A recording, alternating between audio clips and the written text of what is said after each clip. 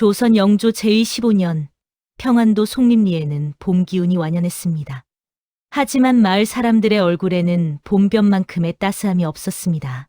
지난 겨울 곳간은 텅 비었고 백성들은 나무 껍질로 연명하던 참이었습니다. 그런 마을에 한 줄기 희망이 찾아왔습니다.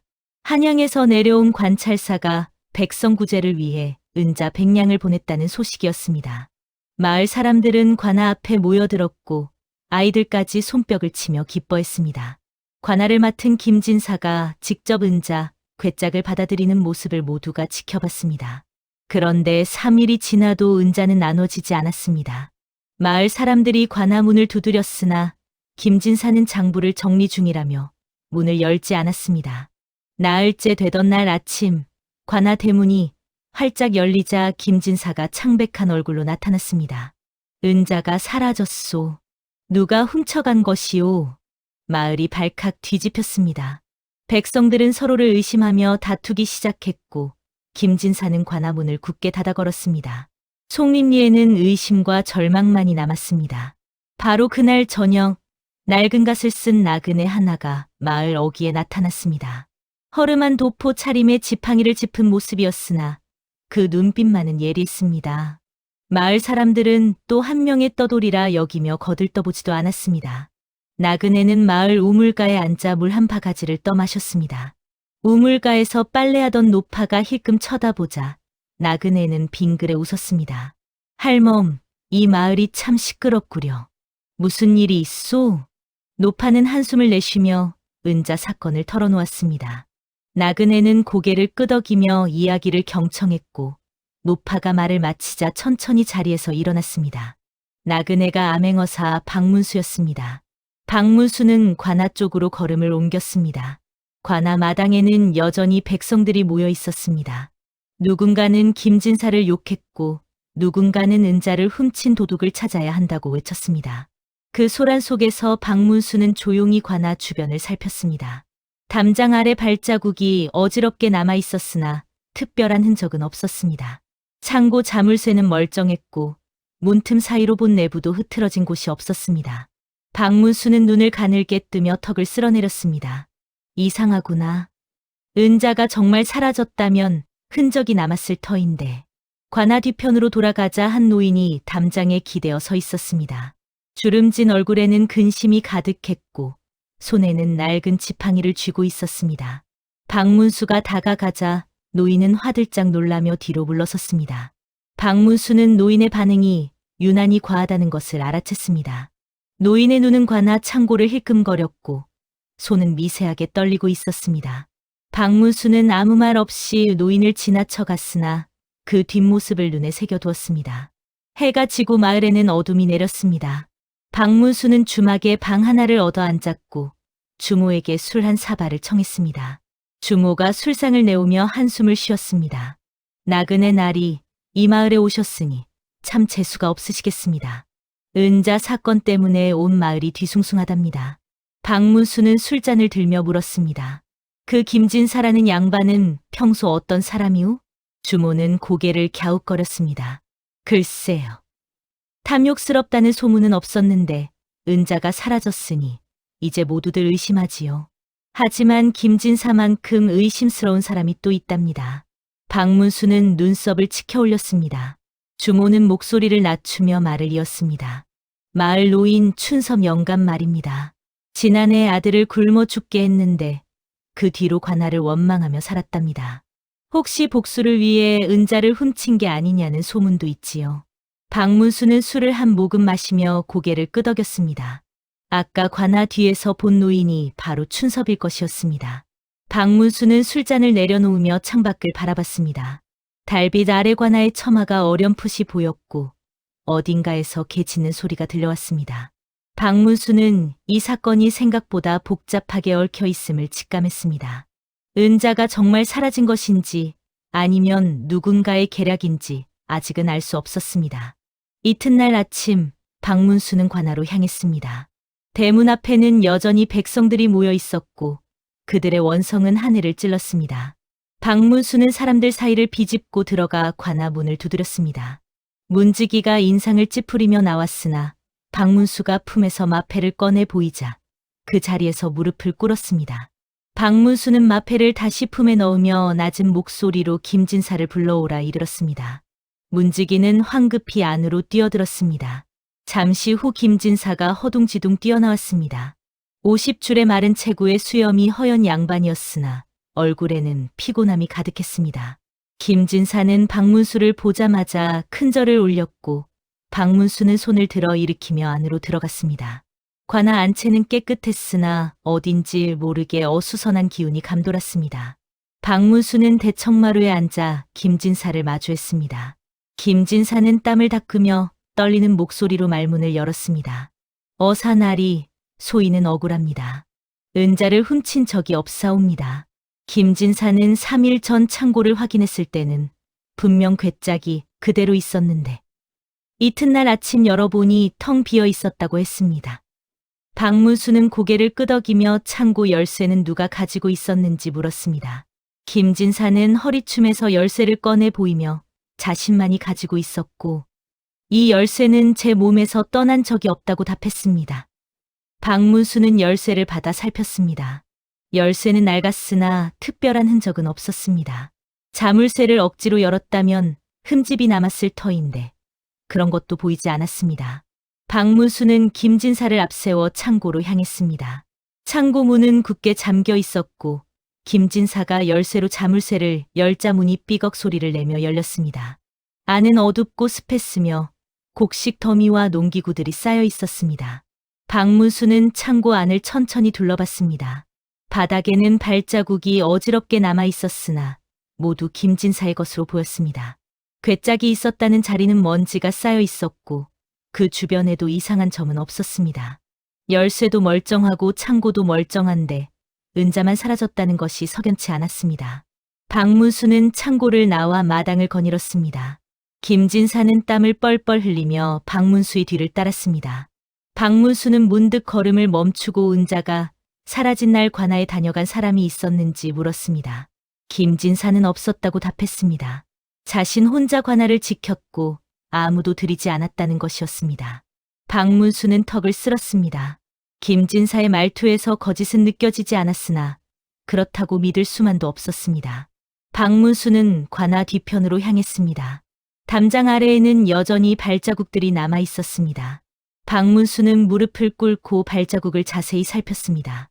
대부분은 집신 자국이었으나 그중 하나는 유독 깊게 패여 있었습니다. 무거운 것을 들고 다녔다는 뜻으로 보였습니다. 박문수가 발자국을 따라가자 담장 너머 숲으로 이어졌습니다. 숲 입구에서 발자국은 흔적 없이 사라졌습니다. 박문수는 주변을 둘러봤으나 더 이상의 단서는 없었습니다. 그때 숲속에서 바스락 소리가 들렸고 누군가 황급히 도망치는 기척이 느껴졌습니다. 박문수는 재빨리 숲속으로 뛰어들었으나 이미 그림자는 사라진 뒤였습니다. 박문수는 숨을 고르며 주변을 살폈습니다. 나뭇가지 사이로 햇살이 비쳤고 새소리만이 고요하게 울려 퍼졌습니다. 박문수는 땅바닥에 떨어진 천 조각 하나를 주었습니다. 낡은 무명천이었으나 최근에 찢긴 듯 보였습니다. 누군가 자신을 지켜보고 있었다는 뜻이었습니다. 박문수는 천 조각을 품에 넣고 관아로 돌아왔습니다. 김진사는 대청마루에서 불안한 얼굴로 기다리고 있었습니다. 박문수는 김진사 앞에 앉으며 마을에 김진사를 원망하는 자가 있는지 물었습니다. 김진사는 잠시 망설이다가 고개를 끄덕였습니다. 춘섭 영감이 그렇다고 했습니다. 지난해 흉년 때 구제미를 나눠줬으나 춘섭 영감의 몫이 늦게 도착해 그의 아들이 굶어 죽었다는 것이었습니다. 그 뒤로 춘섭 영감은 김진사를 원수처럼 여기고 있다고 했습니다. 박문수는 고개를 끄덕이며 자리에서 일어났습니다. 김진사에게 춘섭 영감을 불러오라 이르자 김진사는 하인을 시켜 춘섭을 불러오게 했습니다. 1시경쯤 지나자 춘섭 영감이 지팡이를 짚고 관아로 들어왔습니다. 어제 관아 뒤편에서 본 바로 그 노인이었습니다. 춘섭은 박문수를 보자 얼굴을 굳혔습니다. 박문수는 춘섭을 자세히 살폈습니다. 주름진 얼굴, 떨리는 손, 그리고 유독 불안한 눈빛이 역력했습니다. 춘섭은 무언가를 숨기고 있었습니다. 박문수는 천천히 입을 열었습니다. 춘섭 영감, 은자가 사라진 날 어디 있었소?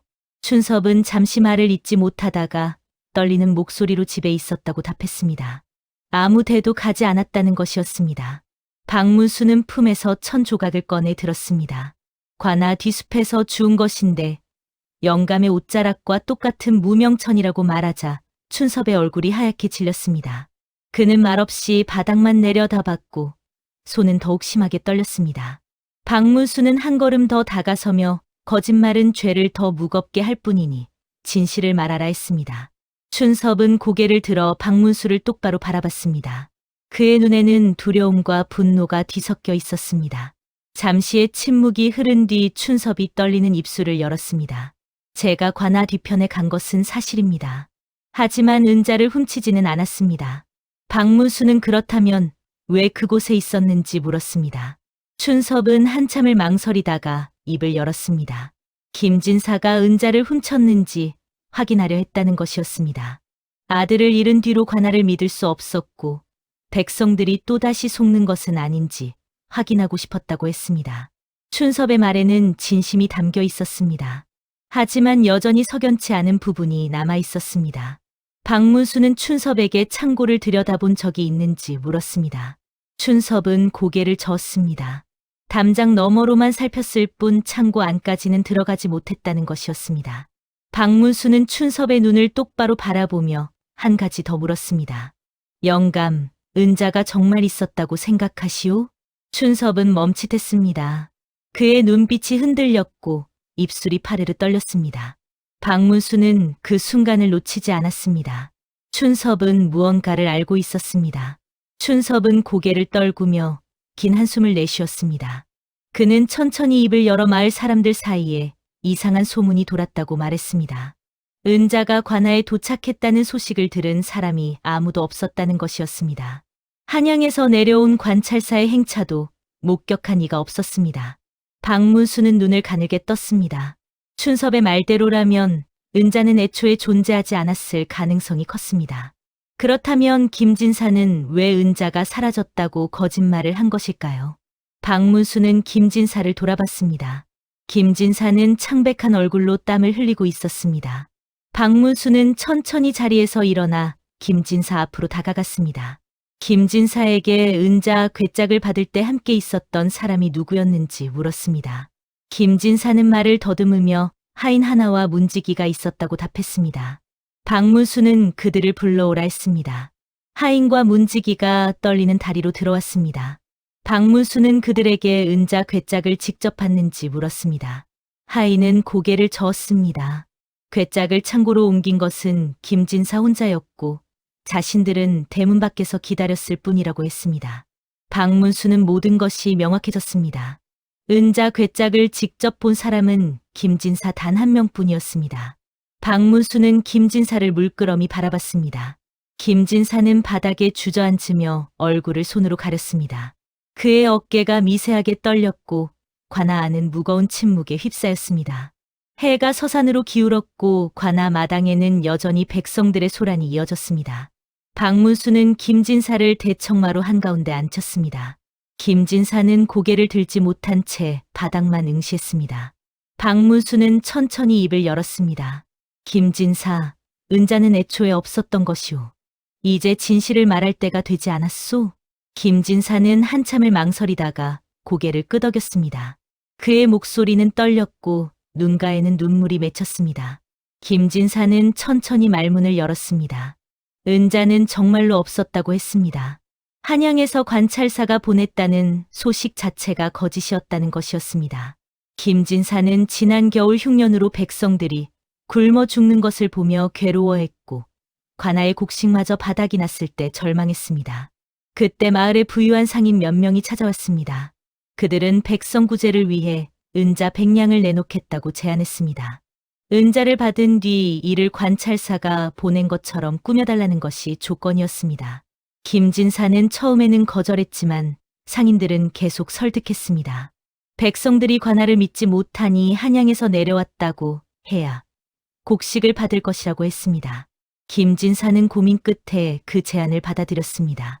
그런데 은자를 받기로 한 날 상인들이 나타나지 않았습니다. 김진사는 당황했으나 이미 백성들에게 은자가 온다고 알린 뒤였습니다. 궁지에 몰린 김진사는 빈 괴짝을 창고에 넣고 은자가 도착했다고 거짓말을 했습니다. 며칠을 버티던 김진사는 결국 은자가 사라졌다고 발표했습니다. 백성들의 분노가 자신에게 쏠리더라도 진실이 밝혀지는 것보다는 나을 것이라 생각했던 것입니다. 박문수는 김진사의 이야기를 듣고 긴 한숨을 내쉬었습니다. 김진사는 어리석었으나 악의는 없었습니다. 하지만 거짓은 거짓이었고 백성들을 속인 죄는 가볍지 않았습니다. 박문수는 김진사에게 그 상인들이 누구였는지 물었습니다. 김진사는 마을에서 가장 부유한 곡물상인 정서방과 포목상인 한서방이었다고 답했습니다. 박문수는 고개를 끄덕이며 그들을 불러오라 했습니다. 한 식경쯤 지나자 정서방과 한서방이 관하로 들어왔습니다. 둘 다 50줄에 부유해 보이는 행색이었으나 박문수 앞에 서자 얼굴이 굳었습니다. 박문수는 두 상인을 번갈아 보며 물었습니다. 김진사에게 은자 100냥을 내놓겠다 했던 것이 사실이오? 정서방은 고개를 저으며 그런 일이 없었다고 잡아떼었습니다. 한서방도 같은 말을 되풀이했습니다. 박문수는 눈을 가늘게 뜨며 두 사람을 뚫어져라 쳐다봤습니다. 김진사는 분명 그들이 찾아와 제안했다고 외쳤습니다. 하지만 정서방과 한서방은 시치미를 떼며 김진사가 거짓말을 하고 있다고 맞섰습니다. 박문수는 손을 들어 김진사를 제지했습니다. 김진사는 이를 악물며 주저앉았습니다. 박문수는 두 상인에게 은자 이야기를 처음 들은 것이 언제였는지 물었습니다. 정서방은 마을 사람들이 떠들썩하게 이야기할 때 처음 알았다고 답했습니다. 한서방도 고개를 끄덕였습니다. 박문수는 턱을 쓸며 다시 물었습니다. 그렇다면 은자가 사라졌다는 소식을 들었을 때 어떤 생각이 들었는지 물었습니다. 정서방은 놀랐다고 답했고 한서방은 김진사가 훔친 게 분명하다고 말했습니다. 박문수는 고개를 끄덕이며 자리에서 일어났습니다. 두 상인은 안도의 한숨을 쉬었으나 박문수는 문득 걸음을 멈추고 돌아섰습니다. 그런데 이상하구려. 두 분은 마을에서 가장 부유한 상인이라 들었소. 백성들이 굶어 죽는데 왜 한 푼도 내놓지 않았소? 정서방과 한서방의 얼굴이 굳었습니다. 정서방은 말을 더듬으며 자신들도 어려웠다고 둘러댔습니다. 박문수는 그렇다면 왜 창고에는 곡식이 가득한지 물었습니다. 두 상인은 대답하지 못했습니다. 박문수는 천천히 그들에게 다가가며 말했습니다. 흉년에 곡식값이 치솟았고 두 상인은 곡식을 내놓지 않고 쌓아두며 값이 더 오르기만 기다렸을 것이라고 했습니다. 정서방이 발끈하며 장사란 그런 것이라고 외쳤습니다. 박문수는 백성이 굶어 죽는데 돈만 밝히는 것은 장사가 아니라 탐욕이라고 했습니다. 한서방은 얼굴을 붉히며 자신들이 무슨 잘못을 했느냐고 따졌습니다. 은자를 훔친 것도 아니고 거짓말을 한 것도 아니라고 항변했습니다. 박문수는 고개를 끄덕였습니다. 하지만 박문수는 한 가지 더 물었습니다. 김진사가 은자 이야기를 처음 꺼냈을 때 두 상인이 먼저 찾아가 제안한 것이 아니라 김진사가 먼저 부탁한 것이 아니냐고 물었습니다. 정서방과 한서방은 고개를 저었지만 그들의 눈빛은 흔들렸습니다. 박문수는 이 모든 일의 배후에는 두 상인이 있다고 확신했습니다. 박문수는 다시 김진사를 돌아봤습니다. 김진사는 고개를 숙인 채 눈물을 흘리고 있었습니다. 박문수는 김진사에게 물었습니다. 정말로 두 상인이 먼저 찾아온 것이 맞는지 다시 한번 확인했습니다. 김진사는 고개를 끄덕이며 분명하다고 답했습니다. 박문수는 턱을 쓸며 생각에 잠겼습니다. 김진사의 말과 두 상인의 말이 엇갈렸으나 증거가 없었습니다. 그때였습니다. 관아 밖에서 소란이 일었습니다. 문지기가 황급히 뛰어들어와 춘섭 영감이 무언가를 가지고 왔다고 알렸습니다. 박문수는 춘섭을 들어오게 했습니다. 춘섭은 손에 낡은 종이 한 장을 들고 있었습니다. 그는 떨리는 손으로 종이를 박문수에게 건넸습니다. 박문수는 종이를 펼쳐 읽었습니다. 그것은 정서방과 한서방이 김진사에게 보낸 서찰이었습니다. 서찰에는 은자 100냥을 내놓겠다는 약속과 함께 관찰사가 보낸 것처럼 꾸며달라는 내용이 적혀 있었습니다.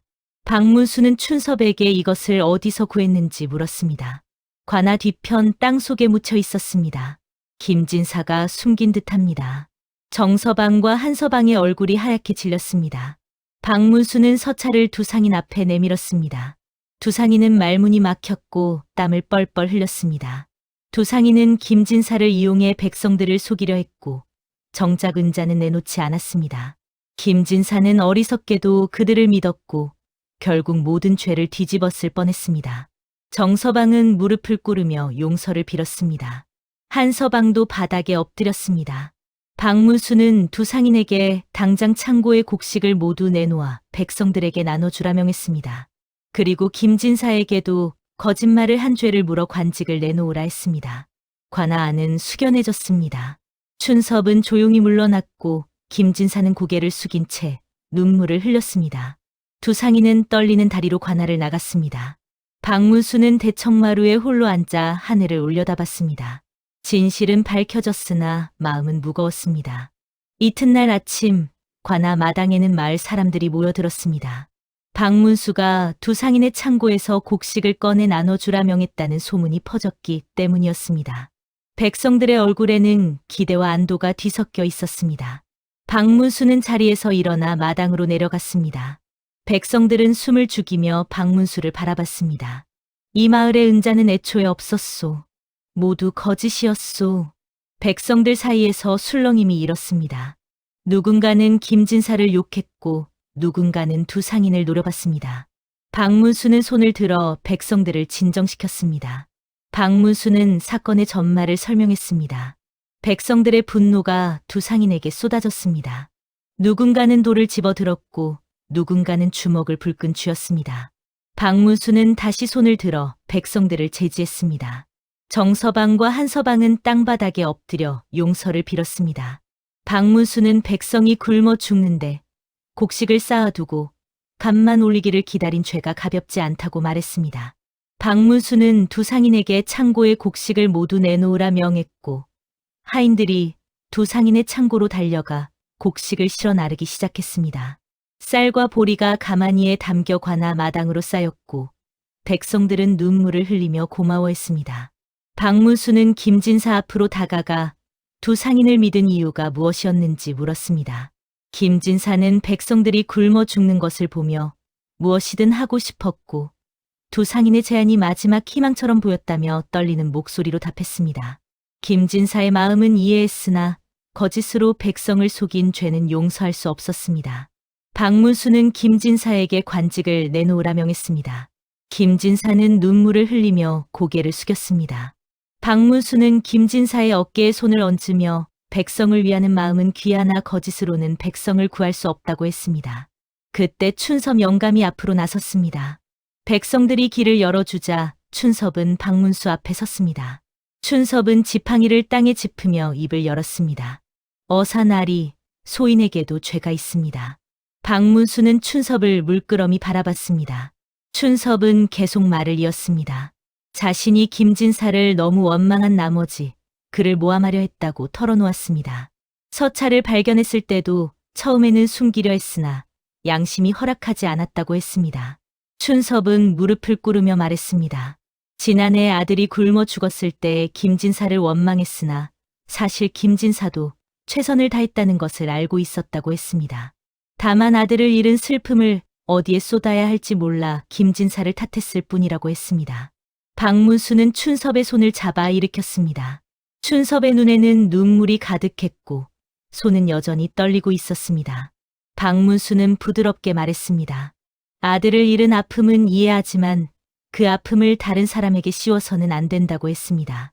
춘섭은 고개를 끄덕이며 눈물을 닦았습니다. 박문수는 조용히 물러나 대청마루로 올라갔습니다. 마당에서는 곡식을 나눠주는 소리와 백성들의 감사 인사가 이어졌습니다. 이 마을에 다시는 거짓이 없기를 바라오. 서로를 믿고 어려울 때 도우며 사시오. 백성들은 고개를 끄덕이며 눈물을 흘렸습니다. 춘섭은 지팡이를 짚고 박문수에게 다가와 깊이 절을 올렸습니다. 김진사도 무릎을 꿇어 감사를 표했습니다. 정서방과 한서방은 부끄러운 얼굴로 고개를 숙였습니다. 박문수는 발걸음을 옮기며 생각했습니다. 진실은 때로 아프지만 그 아픔을 견디고 나면 치유가 찾아온다고 믿었습니다. 마을 어귀에 이르자 노파 하나가 박문수에게 다가왔습니다. 우물가에서 만났던 그 노파가 박문수의 손을 잡으며 눈물을 흘렸습니다. 박문수는 마을을 벗어나 산길로 접어들었습니다. 뒤돌아보니 송림리 마을이 아스라이 보였고 관아의 처마가 햇살에 반짝였습니다. 박문수는 마패를 품에 넣으며 다음 행선지를 생각했습니다. 어디선가 또 백성들이 고통받고 있을 것이었고 박문수는 그들을 찾아 나서야 했습니다. 지팡이를 짚고 걷는 박문수의 뒷모습은 의연했고 그의 발걸음은 흔들림이 없었습니다. 구독, 좋아요는 제작에 힘이 됩니다.